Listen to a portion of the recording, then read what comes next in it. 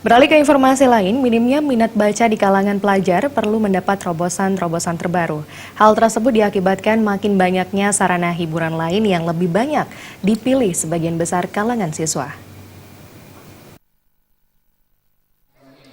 Gerakan literasi sekolah kini sudah mulai merambah buleleng.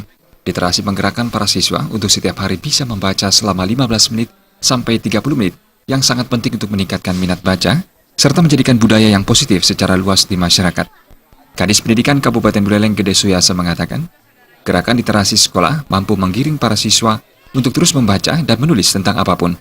Minimal dalam satu hari, para siswa bisa membaca selama 15 menit tentang tema apapun dan jenis bacaan apapun sesuai dengan minat baca. Sejauh ini, Suyasa menilai, minat baca para siswa di Buleleng masih rendah, di mana ke depan perlu terobosan-terobosan untuk menarik minat baca tersebut.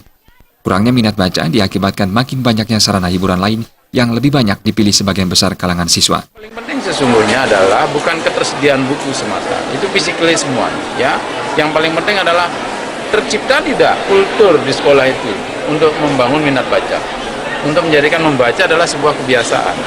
Ini jauh lebih penting dari ketersediaan buku. Kenapa? Kalau kita melakukan gerakan literasi, itu membaca tidak mesti harus ada di perpustakaan itu. Clipping koran, di mana ada postingan analisa, ada postingan jurnal ilmiah atau bacaan-bacaan ringan yang ada, itu bisa di print out kan, bisa di copy kemudian dibagikan, ayo baca masing-masing apa senengnya. Suyasa menambahkan, bantuan operasional sekolah wajib digunakan untuk membeli buku. Karena itulah dana BOS bisa mendukung gerakan literasi dalam jangka panjang. Masing-masing sekolah termasuk sekolah dasar agar menambah daftar koleksi buku di sekolah. Komang Yuda, Bali TV.